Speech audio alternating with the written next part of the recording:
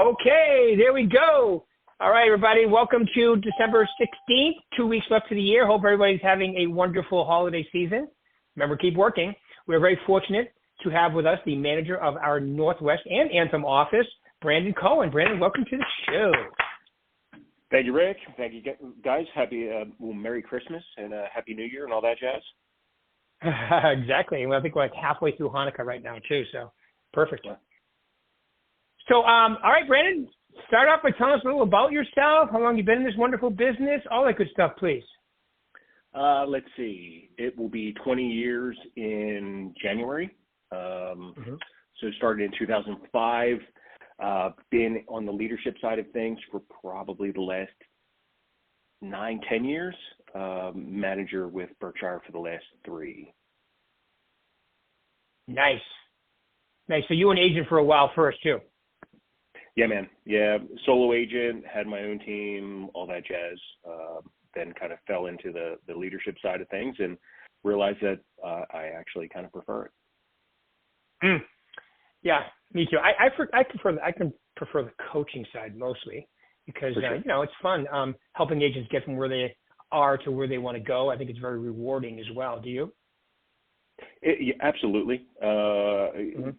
Yeah, I mean it's kind of a thankless job. That being said, the way that I normally say it is, it's similar to my son when he was 5 years old on Christmas, helping an agent close their first transaction or hit their goal or have $1 million closed in a month. It's 5 years old at Christmas, man. Big eyes, super excited. So that's the fun part of it. Yeah, definitely. And I would also say that over the last few years, the business has really evolved a little bit, right? With all these new changes, but it seems like it's all leveled out. It seems like everybody was hyped up for nothing, and it's come back to reality. Yeah, you know what, man? I mean, the more it changes, the more it stays the same. I'm a firm believer in skilled agents are always going to succeed. Those that aren't skilled just need to acquire skills. None of this is something that you're born with. It's all learned. Yeah, that's what I tell them too. It's like I believe that real estate is the ultimate equalizer. If I want to play professional basketball, well, I'm too short. I'm only 6 feet, ½ inch, right? I'm too old, definitely now, right? I mean, but if I'm in real estate, there are certain traits, right? Like everybody can. It doesn't matter how old you are, what color you are, what sex you are. If you'll work on your skills and acquire some traits, then anybody can make it in this business. And I'm sure you've seen some people. You go, oh wow, right? And then all of a sudden, kaboom, they go through the roof. Yeah, at the end of the day, Rick, there's, like you said, there's been plenty of times where I've thought, wow, this person's really going to be a rock star and not so much. And then there's other times where I'm like, no shot. And they end up being an absolute superstar. So at the end of the day, man, what I typically tell agents is, look, if I ask enough girls to dance, dude, I'm going to dance. If I'm not dancing, there's really only one fix. So how many conversations are you having a day? That's it. Yeah, that is the ultimate rejection or acceptance. Well, what's the saying? Quality is in the quantity. So if you do something enough, you will gain skill.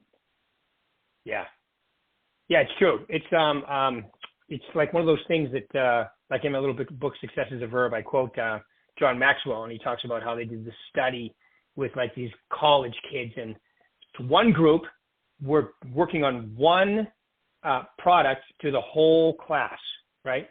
And making it better. The other class just try a whole bunch of stuff and blah, blah.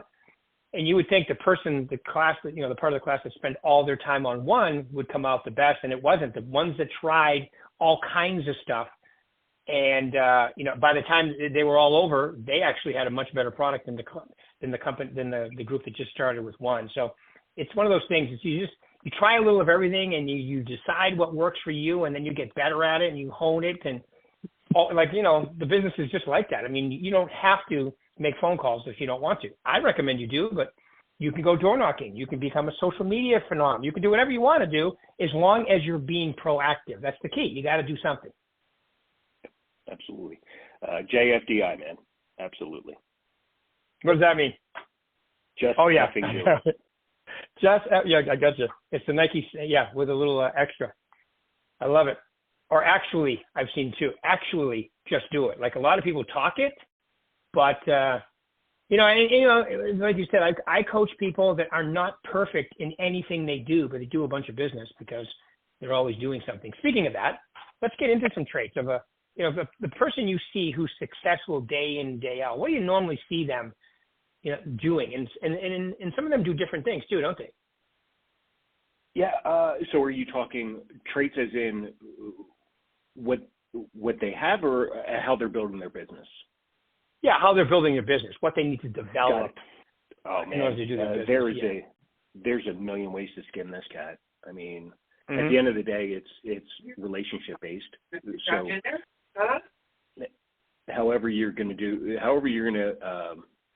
cultivate those relationships is up to you. But whether that's internet lead generation, or open houses, or videos, or circle prospecting, or cold calling, or just at the end of the day, it's meeting people, getting into relationship, cultivating relationships, and maintaining it.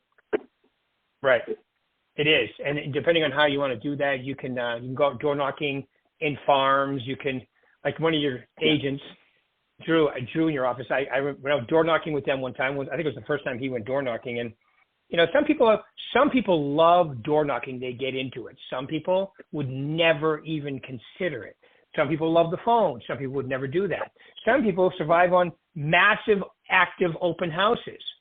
Some people are getting really good at social media, right? It's just one of those things that as long as you're doing something to get you out there. And I would say a little of everything is, like the people I see that are really good, they do a little, they don't maximize, all 5 or 6 areas, but they definitely, do well in certain areas. Well, it's always so. Start with your sphere of influence, and then the next question is, okay, because there is a natural attrition to your sphere of influence, right? People are going to unfortunately pass away. People are going to move away. People are going to choose not to do business with you anymore. You're going to choose not to do business with some of them. So now it's finding one lead generation lever that you can use effectively. And the way I typically say it is, if you're tracking your numbers, you're going to know pretty quickly whether it works for you or not. A friend of mine used to say all the time, look, his number one lead generation lever was door knocking. He hated it. He would literally rather light himself on fire than door knock. But he knew for every 16 doors he knocked on, he got a listing, and he really liked money. So he knew that if every listing was worth $16,000, every door that he knocked on was $1,000. Right. So he just got over his lack of liking it because he was so good at it. Mm-hmm. Yeah, and I think the business has come a lot. I love the fact you just said some key words there. Keep track of your numbers. Now, I've been doing this a long time, and even when I was at Mike Ferry, we had a number analyzer, and there was a certain amount of people that never used it. Right? We have a number analyzer with my coaching. We have a number analyzer in the VAC if people want to use one. And it really shows you what you're doing, how you're getting better, if you're getting better, where you need. Numbers are the key. Any good business knows their numbers. So I love what you're saying. He had it, and I did the same thing with my contact ratio. Was every time I made a contact, I made X amount of dollars, which is nice. It keeps you motivated, keeps you doing it. And for some people, it's more relationship. And so whatever turns you on, you can find a way to keep you motivated to do the things that you need to do in this business. Because, you're not going to like every aspect. There are going to be some areas you're going to have to stretch yourself, become a little uncomfortable, and that's how you do better in this business, right? Absolutely. Well, and that's the thing, man. When you track your numbers, then you can see where the bottlenecks are. And that's just the areas that you need more work in. I mean, if you have a ton of leads but no contacts and you're only reaching out one time, well, what's your communication plan? You have an opportunity to work on that, as long as you also have someone looking at your business with you. Because oftentimes, right, we're so busy in it that we can't look at it. So having that 30,000-foot view and having somebody else that can actually analyze those numbers with you at times can go, okay, man, like stop beating your head against the wall here and do it different. Sing the song a different way. Right. Yeah. Yeah, it's true too. Because I remember a guy I used to coach here at the office, and he used to use a number analyzer, and I noticed one time that he had a lot of canceled appointments. So I was asking him, how long are you staying on the phone after you set an appointment? He goes, oh, I get right off. I go, well, that's why they're canceling. You have no rapport with them. Once you set the appointment, keep going. Go right into the pre-qual. So they know what, when you call back to do the pre-qual later, sometimes, you don't get them. And so it's always good, I think, myself personally, once you set an appointment, stay on the phone or stay talking to them at the door for a while, get all the information. Because remember, if you go to a house without pre-qualifying, it just makes you look unprofessional. So whatever it is that you want, I like pre-qual. Like you got to know the whole story. Where are you going? How soon you want to be there? What do you own the property? For you to do a net sheet on the property and give them all the information, you need everything, right? Yeah. Well, that's it, man. The way I learned it is this: nobody wants to tell their story multiple times. So if you can get their story, then they're like, you know what? This is my guy. I'm good. I don't have to tell my story to anybody else. Right. So get the story, take the time, actually build the rapport instead of just churn and burn. Right. All right. I have to make this quick announcement. Guys, I was unable to mute the call today, and somebody's obviously, I didn't tell you guys that when I started. So if you're listening from a cell phone or any other phone, either be in a super quiet area or just mute your phone yourself. Otherwise, you're going to be on the recording. Okay, something was wrong with the line this morning. It wasn't letting me mute. So we are unmutified, which means I can hear everybody, anything, we can all hear each other. So, all right. So having a plan as to what you're going to do on a daily basis, who you're going to contact, how you're going to contact them, knowing your numbers, your ratios on listing appointments, your ratios with buyer appointments, because that's the one good thing about the changes now is that everybody's a client. There's no such thing as a customer. You're either working with them to sell their home or you're working with them to buy a home, and both parties are under contract. I think personally that adds some professionalism to the process. I would agree. Oh, yeah. Or more, I would say. Well, again, man, I've been a huge proponent of buyer brokers since I got into the business. I've used a buyer broker with every buyer I've ever worked with for the last, 18 years, 19 years. So to me, it's just me too. That ends in Y. Yep. Well, buyer agency has been out since the mid-'90s, so it's been out for 20 years. It's been out for a while.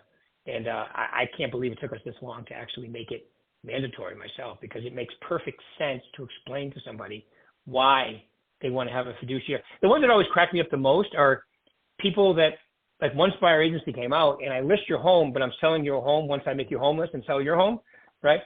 And they don't get a buyer broker agreement. It's like, so that I've gone from client to customer. I've been demoted in the same transaction.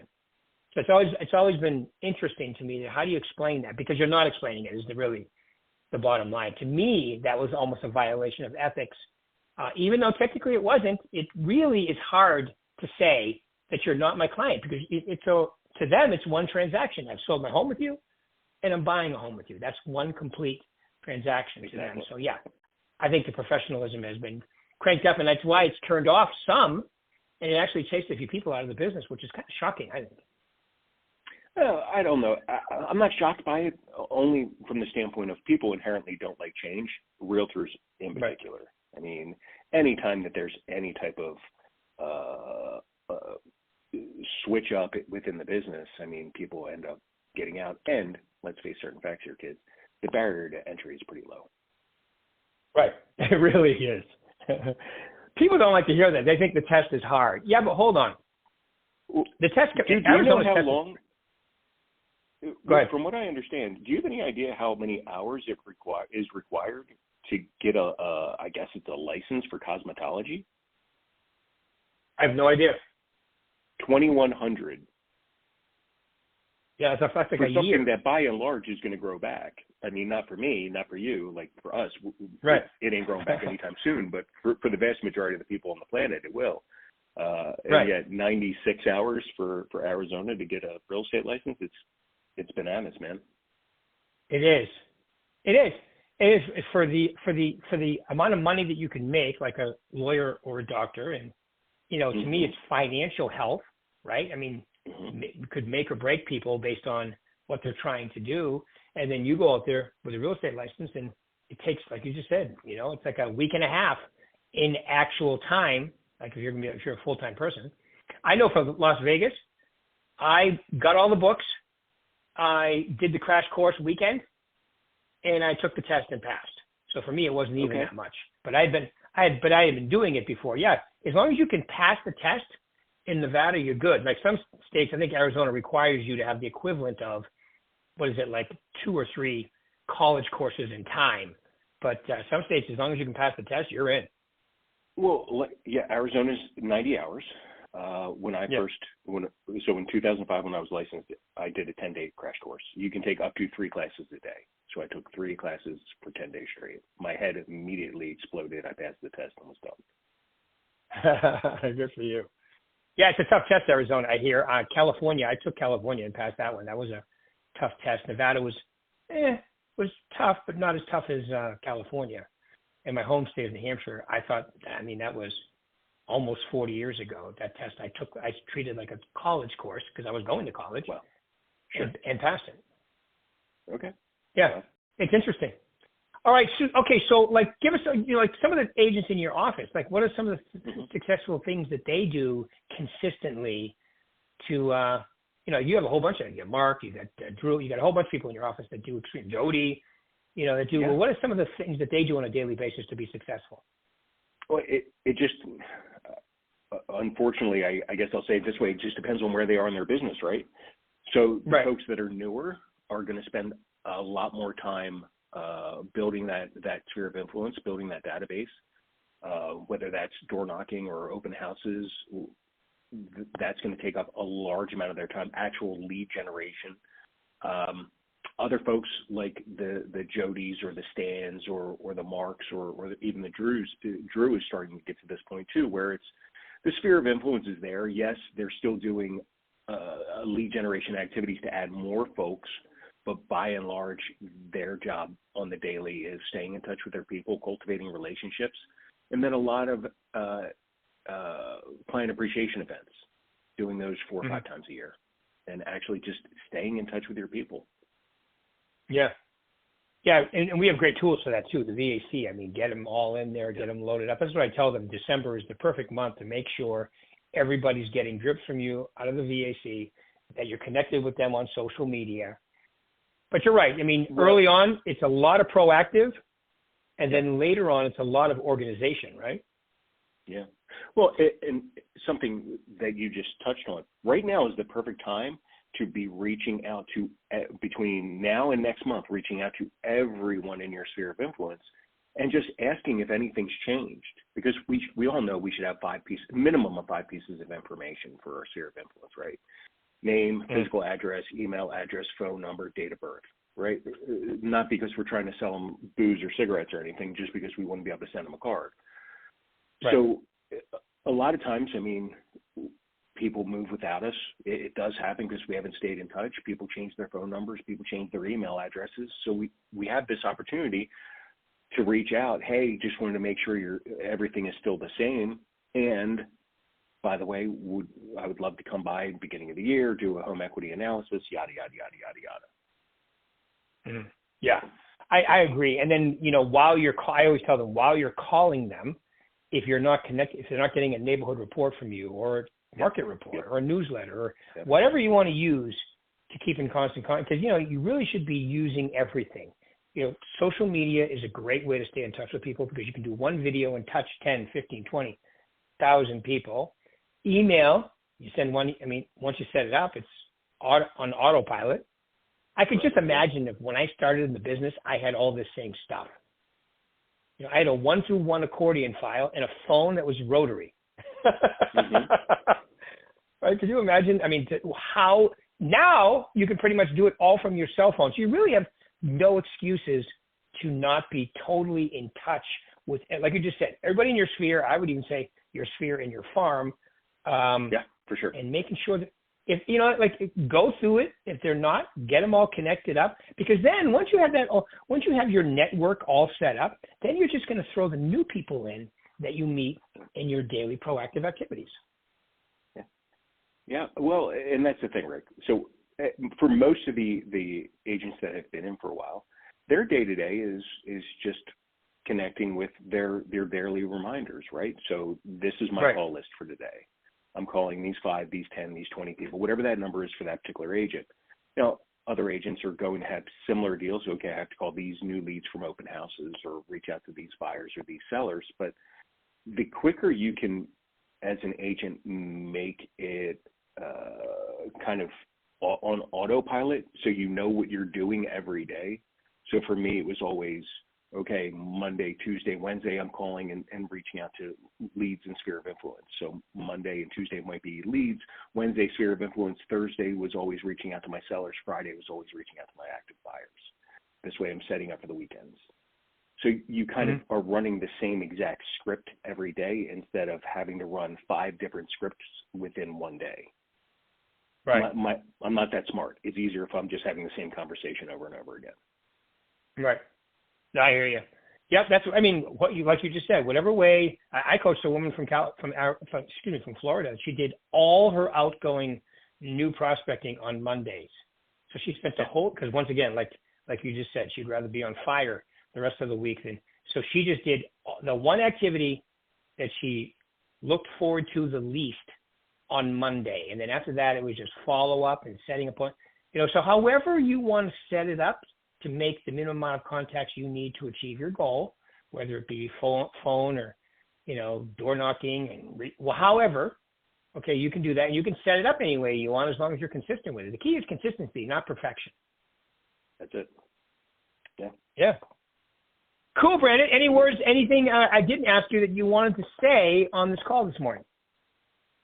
Oh, man, no, probably. Nothing off the top of my head. At the end of the day, Rick, we've touched on this already, but at the end of the day, it's just doing the work. You mentioned it. Whatever that the activity that you like the least, do it in the morning. If you're going to have to eat a frog, eat it in the morning when it's small. Right. The quicker you can get that off your plate, every day should start with you making your to-do list, the big rocks. What are those 3 things that I have to get accomplished today that I will not put my head on the pillow until they're done? Knock those out, and that way you've already won the day. If you can knock out your big rocks by 10 o'clock in the morning, you've already won the day, and the rest of it is all gravy. I agree too. It's like at your wonderful Christmas party that I was at Saturday night. They asked me to say a few words. How do you maximize 2025? Do you remember what I said? I just said what you just said. Work. That's all you got to do. Yeah, man. If you work and you're consistent, you're definitely going to have, and you're going to thrive in 2025.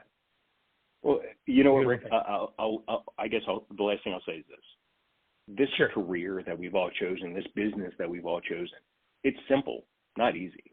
I mean, the concept is simple. Talk to people, not hard. However, we as folks get in our own way, like our limiting beliefs, all of the BS that happens between our ears, that's what gets us in the way from having those conversations. Chances are pretty good. If you get out and actually start talking to people, great things are going to happen. Mm-hmm.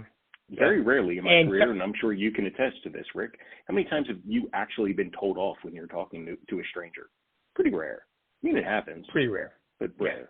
Yeah. Yeah. And I always attribute it to, it's not me. Something's going on in this person's life. I never take it personally. I don't get mad. I don't fight with them. I'm just like, okay, well, you have a great day. I don't, and you're right, because it's just, I'm looking for the yes. I'm not looking for I used to run the Mike Ferry Prospecting School, and I would start it by saying this. All right, everybody, raise your hand if you're looking for people who aren't moving. And they would laugh because it's supposed to be funny. Well, why would you ever let them in your head today? You're not looking for them. You're looking for the people who are moving. They act differently. They talk differently. So spend your time looking for them. Don't be rude. Don't hang up on people, but you don't have to take anybody's crap. Go on to the next one. Have a wonderful day. And it's all you got to do. It's a beautiful business, but like you just said, it's simple. It's not easy. If it was easy, everybody would be doing it. And, but the people who stick it out and keep going are the ones that are usually successful in this business. Brandon, thank you much, my man. I appreciate you taking your time out today. I'm sure people got some nuggets out of this. We'll be blasting this out everywhere. You have a wonderful holiday season, my man. You as well. Thank you, guys. Thank you. Appreciate it. Thanks, everybody. And thanks for being quiet. You guys did well on mute. All right. Thanks, buddy. Appreciate it.